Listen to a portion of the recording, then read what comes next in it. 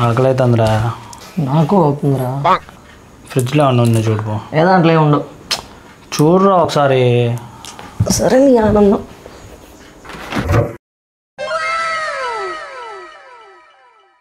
అరే ice cream రా. అమ్మల గురించి తెలుసు కదా, దాంట్లో ఐస్ క్రీమ్ తప్పితే కరివేపాకు కొత్తిమీర అన్నీ పెడతారా బాబు. ఫస్ట్ అది చూడరా ఒకసారి. అది కూడా కరెక్ట్, చూద్దాం. అరే నిజంగానే ఐస్ క్రీమ్ ఉందిరా.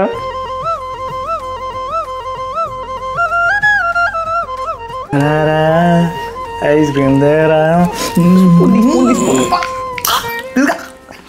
అరే అది చింటు గాడి కోసం రా. చింటుగా బొక్క. ఇప్పుడే అందిన తాజా వార్త.